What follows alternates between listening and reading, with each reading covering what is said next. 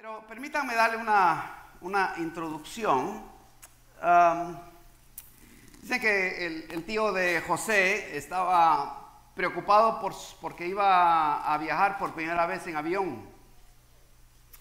Entonces, al regreso de su viaje, porque estaba muy nervioso, José le pregunta y le dice, tío, ¿cómo te fue en tu viaje? ¿Disfrutaste el vuelo? Le dice.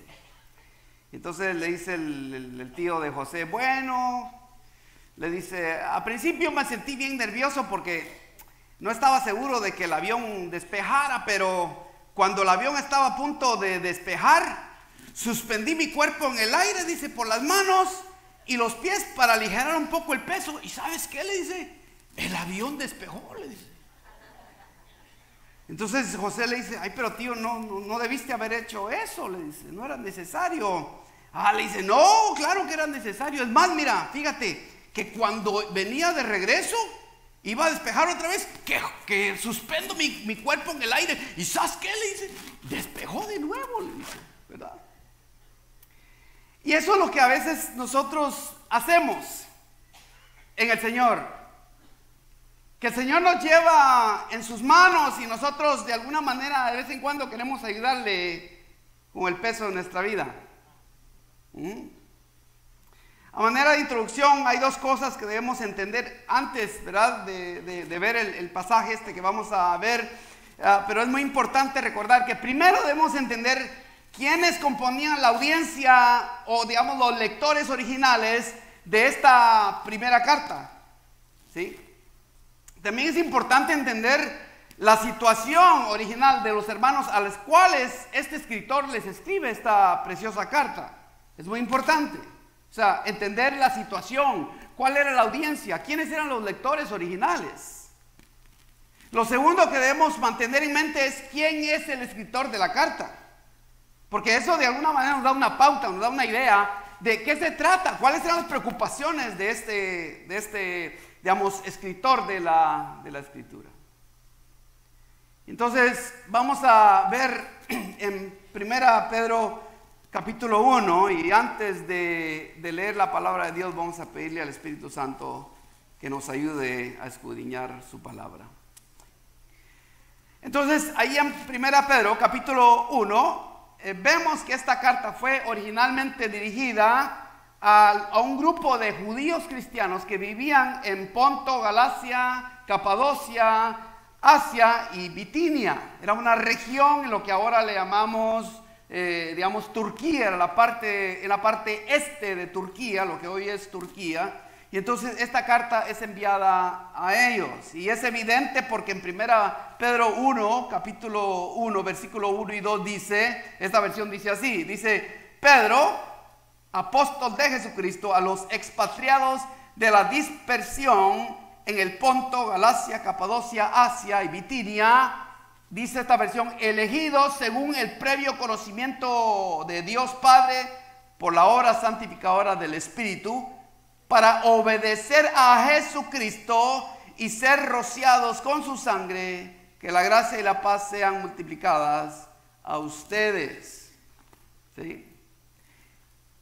Al primer grupo al cual, digamos, esta carta es dirigida se le llaman los de la diáspora, porque este grupo que, digamos, vivía en esa zona había huido de Jerusalén, según nos cuenta 2 Reyes 24:1, que huyeron cuando Nabucodonosor, rey de Babilonia, entró e invadió Judá y quemó Jerusalén, destruyó el templo y se llevó al rey Joacim como esclavo. Esto ocurrió aproximadamente unos 600 años antes de que Cristo naciera. Entonces, ese grupo le llaman el grupo de la diáspora. Ese de hecho es un concepto muy manejado entre judíos.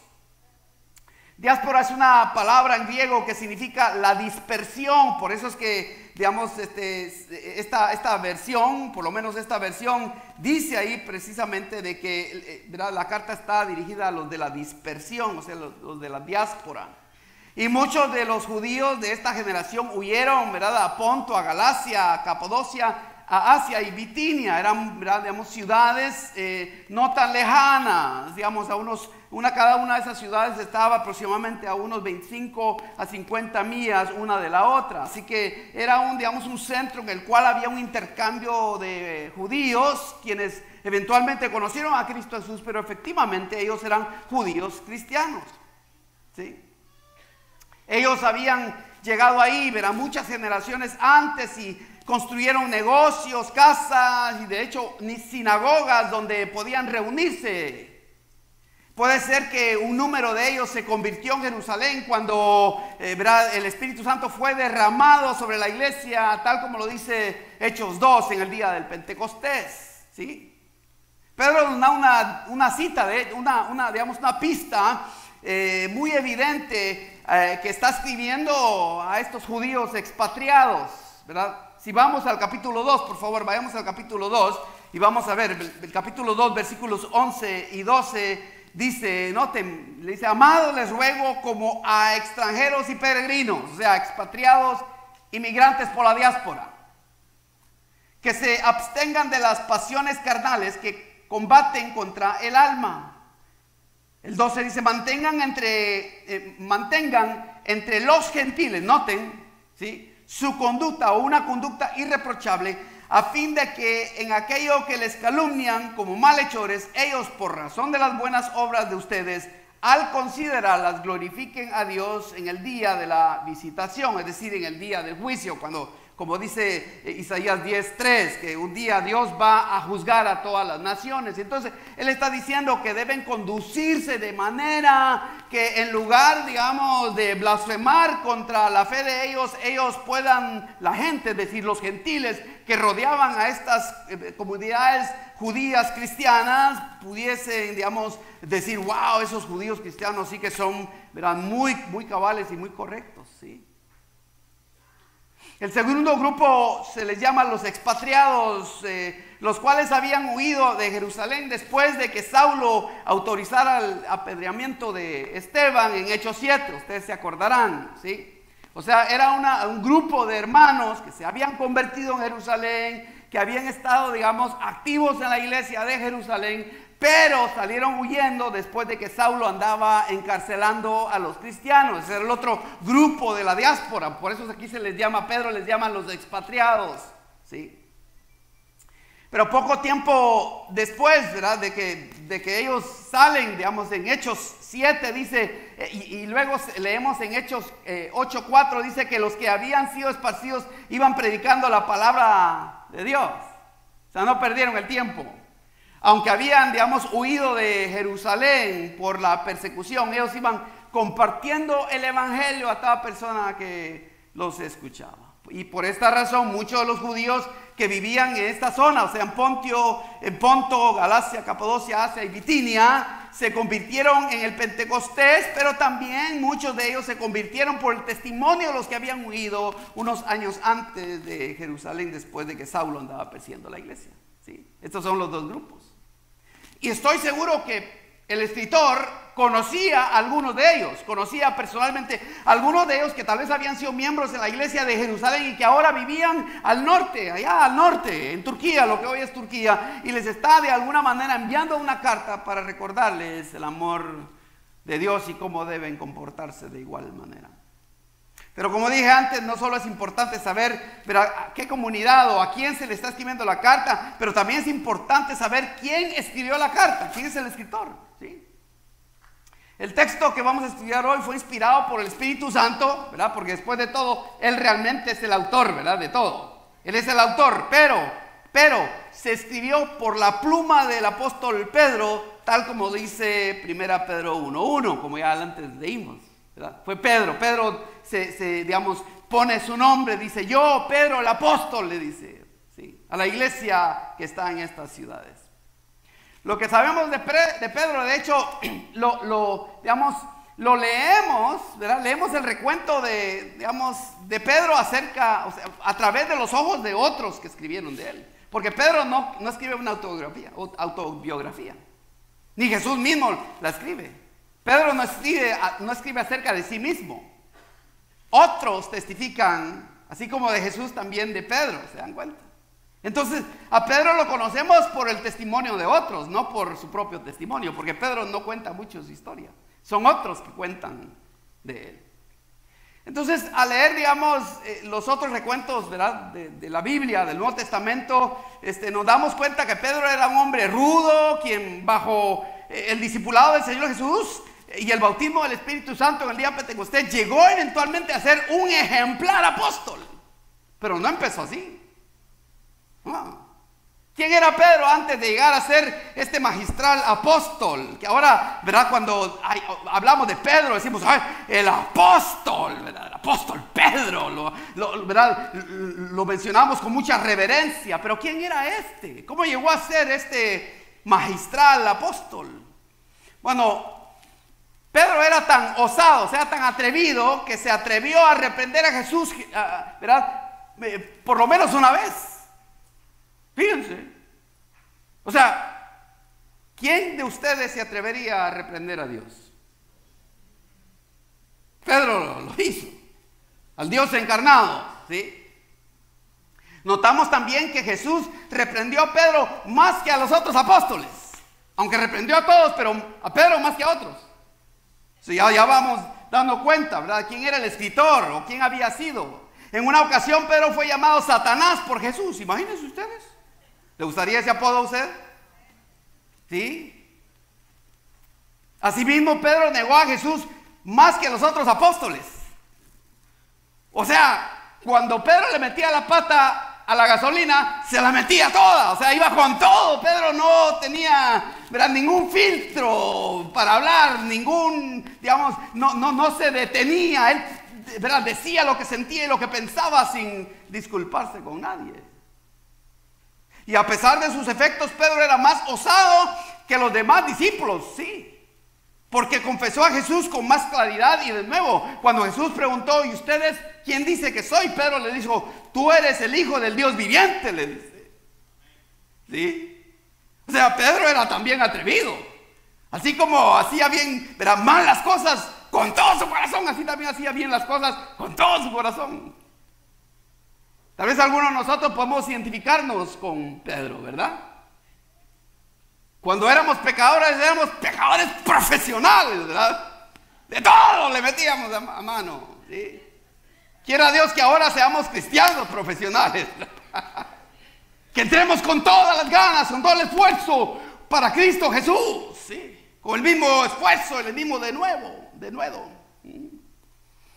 Así que, a pesar de todos sus defectos, Pedro fue usado por el Señor. Y cuando Jesús quería cumplir una misión, por ejemplo, una misión específica, fíjense que siempre eligió a Pedro para que lo acompañase antes que los otros discípulos. Pedro siempre aparece en el cuadro. Siempre está en la foto. ¿Se han dado cuenta ustedes? Siempre está en la foto. Aunque no diga nada, Pedro siempre está en la foto. Pedro, si tuviera un teléfono, un celular y tuviera una cuenta en los medios de comunicación, seguro tomaría la foto así, ¿ve? ¿Verdad? Porque él siempre estaba en el cuadro, siempre estaba en la foto, sí. Y por eso llamamos a esta carta Primera Pedro, porque el apóstol escribió una segunda carta. Excepto que la segunda carta, digamos, es más bien dirigida a la iglesia en general, pero la primera es específicamente a este grupo que vive en el norte, al norte de lo que hoy es Israel. Así que leamos por favor el texto que vamos a desglosar esta mañana. Primera Pedro 5, versículos 6 y 7. Leemos la palabra de Dios en reverencia al Padre, al Hijo y al Espíritu Santo. Esta versión dice así: humíllense pues, dice, bajo la poderosa mano de Dios, para que Él los exalte a su debido tiempo, echando toda su ansiedad sobre Él, porque Él tiene cuidado de ustedes, porque Él cuida de vosotros, dice la Reina Valera. Veamos 4 cosas que, digamos, nos manda el Espíritu Santo por la pluma del apóstol Pedro. Primero, vemos que Pedro dice, humíllense, humíllense. Tim Hansel, en su libro Desayunando Problemas, dice que Samuel Morse, el inventor del telégrafo, recibió muchos honores por su invención en su tiempo, pero era tan humilde que decía frecuentemente: he hecho una valiosa aplicación de la electricidad, no porque fuera superior a otros hombres, sino únicamente porque Dios, que lo quiso para la humanidad, había de revelarlo a alguien, y Él tuvo a bien revelármelo a mí. ¡Wow! O sea, para algunos de ustedes, posiblemente, especialmente los que tienen menos de 30 años, el telégrafo es un aparato que está en el museo. Pero para nosotros que tenemos más de 50 años, el telégrafo fue real. Mi padre fue telegrafista, él trabajó en la oficina del correo y él, ¿verdad?, mandaba esos mensajitos. ¿Sí? ¿Sí? Y él sabía escribir muy bien los telégrafos, porque se pagaba por palabra, ¿verdad? Y él combinaba palabras porque él sabía el truco, ¿verdad? En 5 palabras. Yo no sé si se acuerdan, pero por lo menos para los que son de mis países, el estándar, el telégrafo estándar, en aquellos tiempos eran 5 palabras, ¿sí? Y era común enviar un telégrafo, digamos, para un cumpleaños, para un funeral, ¿verdad? Pésame que tío muerto. Abrazos. 5 palabras, ¿sí? Y este que inventó el telégrafo, que valga la pena aclarar de que el teléfono llegó a ser lo que hoy tenemos precisamente porque Samuel Morse inventó el telégrafo. Y del telégrafo, ¿verdad?, Edison inventó el teléfono, ¿sí? Y del teléfono, pues, se inventaron los celulares, ¿sí? Pero un hombre humilde. ¿Qué es la humildad? Bueno, la humildad pudiéramos decir que es esto. La humildad es saber quién somos en Cristo sin tener que explicárselo a otros, sin esperar que alguien más lo afirme y sin necesidad de defendernos. ¿Sí? Si tú tienes que explicar que eres humilde, entonces ya no eres humilde, es el asunto. ¿Me entiendes? La humildad se viste, la humildad se demuestra y es afirmada por otros, pero no puedes tú aclararlo porque o eres o no eres humilde. El tema de la humildad es un tópico central en esta carta. Si ustedes leen toda esta carta, el apóstol Pedro, ¿verdad?, repite este tema una y otra vez desde diferentes ángulos. Por ejemplo, vayamos al capítulo 2, versículo 13. Miren lo que dice el apóstol a toda la iglesia. ¿Verdad? Estas son las palabras a toda la iglesia. Él dice: sométanse, dice 1 Pedro 2:13, por causa del Señor, a toda institución humana, ya sea al rey como autoridad. O sea, le habla a toda la iglesia. Y hoy nos diría a nosotros: sométanse a toda autoridad. Cuando el policía los detiene, sométanse a la autoridad. Si les damos un ticket, páguenlo. Sométanse a la autoridad. Si te dicen que llegues a trabajar a las 8, no llegues a las 9, ni siquiera a las 8:05. Si son a las 8 llega, o antes, o como decía mi mentor, ¿verdad?, un alemán, me decía: si estás 30 minutos antes del evento, me decía, estás a tiempo. Si estás a la hora del evento, ¿verdad?, estás tarde. Sí. Y si llegas después del evento, mejor vete a la casa. Así me decía. Entonces yo aprendí, ¿verdad?, a llegar antes en el evento. Por eso es que a veces cuando me invitan a cumpleaños y me dicen 3 de la tarde, ahí llego a las 3 de la tarde. ¿Sí? Todavía están corriendo todos. ¡Ay! Pedro está diciendo particularmente, ¿verdad?, a los hombres de la iglesia y a las mujeres, particularmente a los hombres, ¿no?, hombres casados y solteros, viejos y jóvenes, ricos y pobres, que por causa de Cristo sean sumisos y humildes frente a las autoridades. ¿sí? Hoy día es lo menos que sucede, ¿verdad? En nuestras ciudades quieren de hecho cerrar el departamento de policía y yo pregunto, ¿quién nos va a cuidar entonces? ¿Ah? Más adelante en el capítulo 2, versículo 18, el apóstol dice a los trabajadores, noten lo que le dice a los trabajadores, referente a la humildad, ¿sí? Él les dice, siervos, o que hoy día sería trabajadores, ¿no? Siervos, estén sujetos a sus amos con todo respeto, no solo los que son buenos y afables, sino también, dice, a los que son insoportables, dice esta versión. ¡Ay! ¿Ah? Pedro dice a todo trabajador de toda edad y de todo estado social que debe sujetarse a su jefe con todo respeto. Con todo respeto. Hablar lo mismo de tu jefe frente a tu jefe y atrás de tu jefe, pero eso es lo que ahora no sucede. La hora, ¿verdad?, de la comida, de lunch, se intercambian cosas y lo parten, lo cortan, lo hacen chicharrón o lo hacen en ceviche y luego lo ponen juntos cuando van de regreso a trabajar para él. ¿Aló? Él dice, Pedro está diciendo que si queremos ser humildes, debemos respetar a nuestros jefes de trabajo. ¿Aló?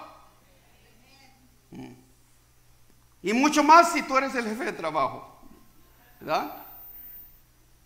Más adelante, el capítulo 3, versículo 1, ¿verdad? Pedro sigue diciendo, en el 3:1 dice, le habla, fíjense, a las casadas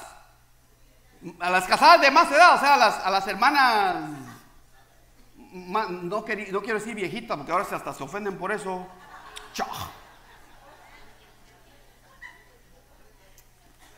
Pero bueno, ustedes me entienden, ¿verdad? Para no ofenderlas, porque hoy día, ahí dejémoslo. El capítulo 3, verso 1, Pedro dice, asimismo ustedes, mujeres, estén sujetas a sus maridos, de modo que si alguno de ellos son desobedientes a la palabra, puedan ser ganados, ¿cómo dice su versión? Sin palabra, dice esta, ¿sí? Sin palabra alguna, por la conducta de sus mujeres. Porque es fácil defenderse, ¿verdad que sí? Hermanitas, ¿aló? Le vamos a mandar un telégrafo para que me entiendan. En pocas palabras, ¿verdad? ¿Sí? ¿Verdad que sí? ¿Cuánto marido a veces, digamos, con el cual yo hablo, se siente ofendido de algo, una cosa, pero terrible que oyó de su mujer y su mujer nunca se disculpó? ¿Sí?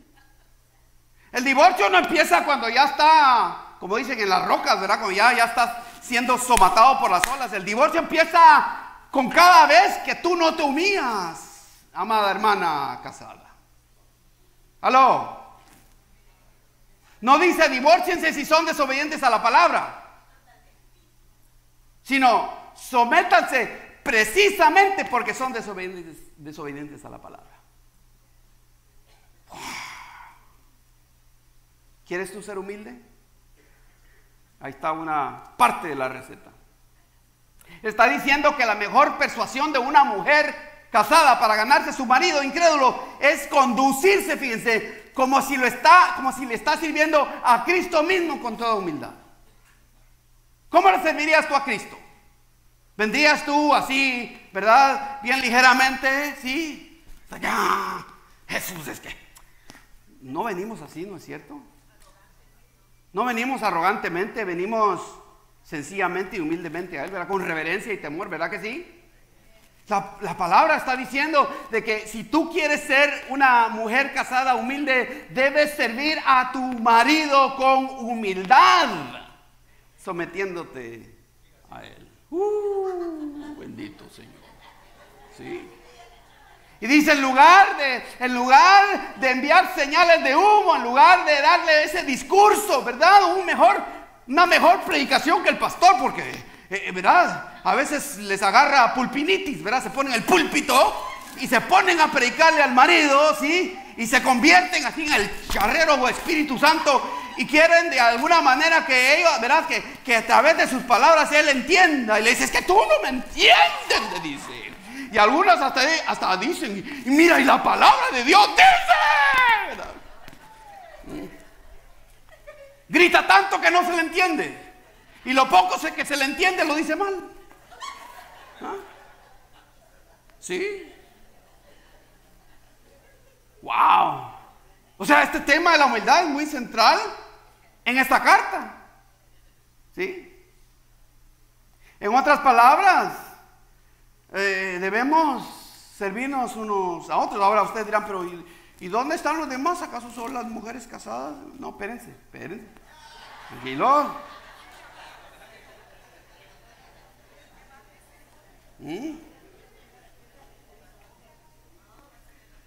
La palabra de Dios le pasa la factura a todos, así que no se preocupen. ¿Sí? En el capítulo 3, versículo 1, el apóstol dice a las señoritas que están por casarse o las jovencitas casadas. Miren, en el 3:5 dice, porque así también dice, se adornaban en otro tiempo las santas mujeres que esperaban en Dios, estando sujetas a sus maridos. En otras palabras, el mejor adorno para las casadas jóvenes o las que se quieren casar es una actitud sumisa y una acción humilde. Si tú eres una señorita que no estás casada y que todavía vives con tus padres, entonces tienes que empezar a aprender a ser humilde con tus padres. Sumisa, sujeta a ellos, ¿verdad? No como acá en los Estados Unidos que dicen, pero yo ya tengo 18 años. ¿O no es cierto? ¿Ah? Ay, no me aguanto de terminar la high school y largarme de aquí. Bon voyage, que te vaya bien, a ver cómo te va, ahí me cuentas. Cuando vengas toda herida y golpeada de allá de la calle y vengas acá, y si es que vienes, ojalá seas humilde para venir. O tal vez ya estás acá y precisamente ya pasaste por eso. Ya vas por la segunda ronda quizá. El mejor adorno para las casadas jóvenes es una actitud sumisa y una acción humilde. No es el vestuario externo. No estoy diciendo que vengan en sus perragas así todas feas, ¿verdad? No está diciendo la Biblia eso. Solo está diciendo que deberíamos dedicarle tanto tiempo al corazón como se le dedica al espejo. ¿Cuántos de nosotros, especialmente las casadas jóvenes, se ponen a pensar en qué estoy haciendo? ¿Verán? ¿En qué puedo mejorar? A ver, si tan solo le pudiéramos dedicar ese tiempo detrás del espejo para pensar también en cuáles son las acciones con el esposo o los padres si son solteras. Es saber quién soy en Cristo sin tener que explicárselo a otros, sin esperar que alguien más lo afirme y sin necesidad de defenderme. ¿Sí? Más adelante en el capítulo 5, vayamos al capítulo 5, veamos los versículos 2 y 3. El apóstol le dice a los ancianos de la iglesia, fíjense, que pastoreen el rebaño, dice esta versión, de Dios, no por obligación, dice, ¿verdad? Sino voluntariamente. Y dice que ¿verdad? Los ancianos en la iglesia debemos demostrar ser ejemplo del rebaño. O sea, ser humildes con el rebaño. ¿Sí? Debemos ser humildes con la iglesia. Toda persona que es anciano de la iglesia, es decir, aquellos que predicamos y que tenemos autoridad espiritual en la iglesia, debemos ser ejemplo para la iglesia. ¿Sí? Ejemplo en nuestras palabras, en nuestra conducta, en la manera que vemos a todos, en la manera que respetamos al niño, en la manera que nos acercamos a la hermanita con mucha reverencia y respeto. Debemos ser ejemplares en eso. Y parte, o sea, el ser ejemplares implica ser humildes, porque nadie puede ser ejemplar a menos que sea sencillo de corazón. Y ahí mismo también en el capítulo 5, versículo 5, el apóstol exhorta a las jóvenes, fíjense, ¿verdad? De esta manera, noten por favor. Capítulo 5, versículo 5 dice, y asimismo ustedes, los más jóvenes, o sea, las señoritas y los jóvenes, les dice, estén sujetos a los mayores, dice. Fíjense que no solamente dice a sus padres, ¿sí?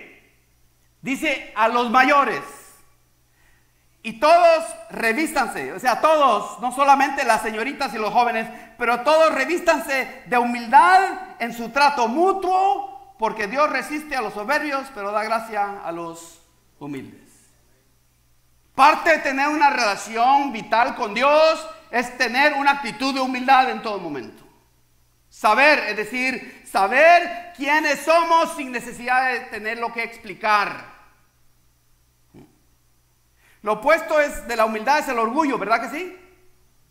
El orgullo es ser insolente hacia los mayores, presuntuoso sobre tus propias capacidades, arrogante sobre la vida, vanidoso por tus posiciones, altivo en el uso de autoridad y egoísta en el beneficio de los demás. Fue por razón del orgullo que Dios expulsó a Lucifer, quien eventualmente llegó a ser el diablo. ¿Sí? Sospecho que algunos no están muy lejos de ese grado hoy día.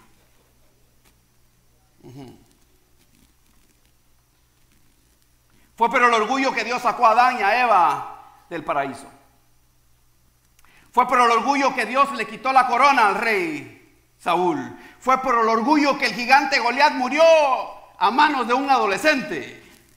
Fue por el orgullo que Naamán casi pierde el milagro de su sanidad. Fue por el orgullo que Sansón perdió los ojos y eventualmente su vida. Fue por el orgullo que el rey Nabucodonosor quedó loco. Fue por el orgullo que Herodes murió comido por gusanos. Como dice Spurgeon, que si 1000 veces matamos el orgullo en el altar de Dios, 1000 veces se levanta de la tumba. Y debemos seguir luchando contra el orgullo. Pero nos dice que nos humillemos diariamente, pero nos dice también cómo hacerlo, ¿sí? Él dice que debemos hacerlo bajo la poderosa mano de Dios, ¿sí? La mano de Dios representa el poder sobrenatural de Dios. Fue por la mano extendida de Dios que envió las 10 plagas a Egipto para destruir el orgullo del faraón. Noten lo que dice Jeremías 32:21. Dice: sacaste a tu pueblo Israel de la tierra de Egipto con señales y portentos, dice, con mano fuerte y con brazo extendido y con gran terror. ¿Por qué tuvo que Dios extender su mano con gran terror? Porque el pueblo de Egipto era orgulloso. No quería dejar ir al pueblo que había sido su esclavo por casi 500 años sin pagarle un salario. Sí. Antes de morir apedreado, Esteban dijo en Hechos 7:56 que veía los cielos abiertos y a Jesús de pie a la mano derecha de Dios el Padre. Ahora, la pregunta es: ¿por qué bajo la mano derecha de Dios? Bueno, es bien claro: para que Él los exalte a su debido tiempo. ¿Sí? Si no quieres ser humillado, entonces humíllate voluntariamente bajo la mano poderosa de Dios. ¿Sí? Todos en algún momento van a ser o humillados o se van a humillar voluntariamente. Dice que un día, ¿verdad?, todos confesarán que Cristo Jesús es Señor para la gloria del Padre. Me imagino a un ángel, ¿verdad?, agarrando al más orgulloso que no quiere encorvarse ante el Señor y confesarlo allá en el cielo, y le pone la patota, le dice: te vas a, ¿verdad?, encorvar ante Dios y lo vas a confesar. Todos un día van a ser humillados si no se humillan voluntariamente ante Dios. Es bajo la mano poderosa de Dios donde puedes ser exaltado. Y para ser exaltado, ¿verdad?, no significa ser exaltado sobre los demás, sino ser exaltado juntamente con los demás al lugar privilegiado que Dios ya ha escogido. La exaltación podría ser vindicación. Usted sabe que vindicación es que alguien te defiende sin que tú tengas que defenderte.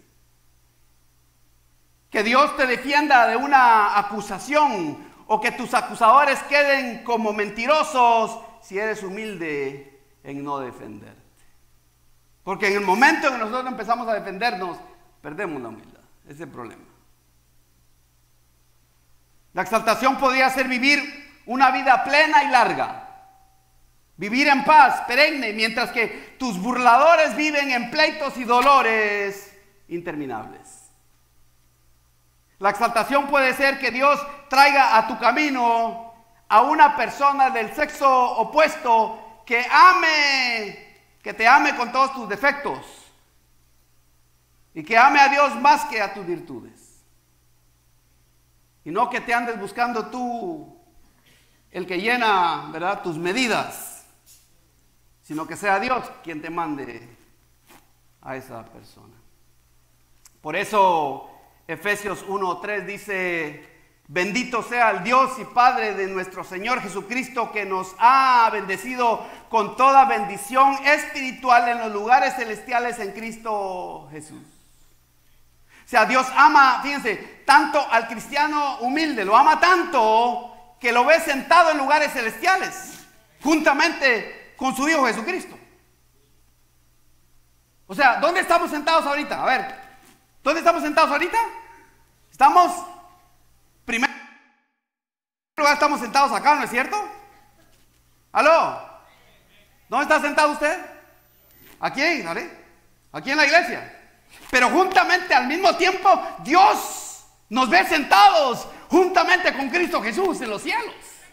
Nos ve exaltados ya, nos ve glorificados. Dios espera el momento cuando Él pueda exaltarnos al lugar, ¿verdad?, privilegiado, hermanos, a la diestra de Jesús, su Hijo Jesucristo, a la diestra del Padre, en las bodas del gran Cordero, sentados, y que los ángeles puedan servirte una buena platada, esa que nunca te has comido, con unas amígdalas, pero 100% puras y sin defectos, y vas a saborear la comida y vas a disfrutar. Las mamás ya no van a tener que barrer ni pasar la vacuum, gloria a Dios. No van a tener que ir a limpiar casas, no van a tener que cocinar. Los papás no van a tener que levantarse cada mañana a las 5 de la mañana para irse a ganar el pan, sino que Dios va a hacer todo en todo para la gloria de Dios, y Dios les va a proveer todo ese gran privilegio. Gloria a Dios por ello. Dios nos va a exaltar un día en Cristo Jesús, si somos humildes. Un cristiano postrado en humildad ante Dios puede caminar recto delante de los demás, porque es Dios quien levanta su cabeza. Y quien tiene esta seguridad entiende bien lo que el apóstol nos dice. ¿Qué nos dice él? Que echen toda ansiedad sobre Él, porque Él tiene cuidado de ustedes. Entre las 10 preguntas más frecuentes en internet, entre las 10 preguntas más populares en internet, estas tres están entre esas 10. ¿Cómo manejar el estrés? ¿Cómo vencer la ansiedad? ¿Y cómo salir de depresión? Son 3 de las 10 preguntas más populares. Hay otras preguntas que ni queremos saber de ellas. Miren, cada generación ha lidiado con las enfermedades mentales, porque desde que estábamos pequeños yo siempre he oído de alguien que decíamos, ¿verdad?, por lo menos en mi trasfondo, ¿verdad?, cultural, decíamos que, ¿verdad?, siempre había alguna persona que le tenía un tornillo suelto, decíamos, ¿verdad? ¿Ah? Era una forma elegante para decir, está loco. ¿Ah? Pero ahora eso se ha vuelto una epidemia. ¿Verdad que sí? Yo nunca había visto tanto loco como hoy. Me acuerdo cuando salieron los teléfonos celulares. ¿Sí? Y a mí me pareció bien, ¿verdad? Bien raro, ¿no? Que andaban con un, ¿verdad?, con un brick, ¿cómo dice un brick? Un ladrillo. Andaban con un gran ladrillo allá en los 80. Con un ladrillo andaban hablando. ¡Aló! Sí. Y yo decía, pues, y este está loco, ¿verdad? De repente ya no era un ladrillo, sino ya era un chiquito, ¿verdad? ¡Aló! Sí. O como dicen las capitalinas en mi país, ¡aló! ¿Verdad? Yo decía, pues si ese aparato, yo nunca había tenido un celular, nunca. Es más, mi esposa me compró uno de esos que vibraban, ¿cómo le llaman? Esos pagers, ¿verdad? Porque a veces salía yo y no aparecía y ya quería saber, pues que por lo menos le dijera a ella dónde andaba, ¿verdad? Éramos misioneros y yo andaba ahí, ¿verdad? Visitando gente y por ahí. Y cada vez que le decía, ¿verdad? Sí. Me tomaron muchos años para tener un bendito teléfono celular. Porque no quería uno, les soy franco, no quería uno. El censo americano dice que en 1950 un trabajador promedio ganaba $275 mensuales acá en los Estados Unidos. Hoy el promedio mensual en todos los Estados Unidos, y eso incluye ilegales o legales, ricos y pobres, todos, el promedio es $4,952 mensuales. ¿Sí? Algunos ganan más que eso. Para darles una mejor idea y tomando en cuenta, fíjense, el ajuste de la inflación hoy día, los habitantes de Mississippi, que valga la aclaración, es el estado más pobre de los Estados Unidos, pero los habitantes de Mississippi en los Estados Unidos tienen ingresos más altos que los franceses. ¿Sí? O sea, un habitante, usted se va a Mississippi y gana más que un francés que vive allá, para la redundancia, en Francia, ¿verdad? Un francés de Francia.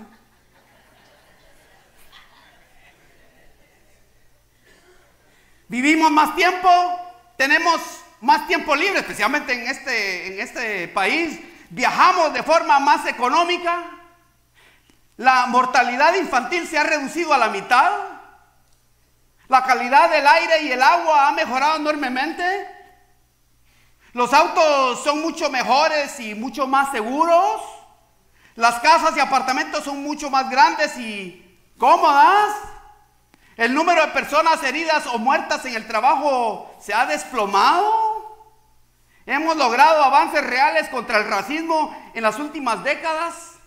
Pero en medio de esos grandes avances somos la generación más sufrida en referencia a las enfermedades mentales.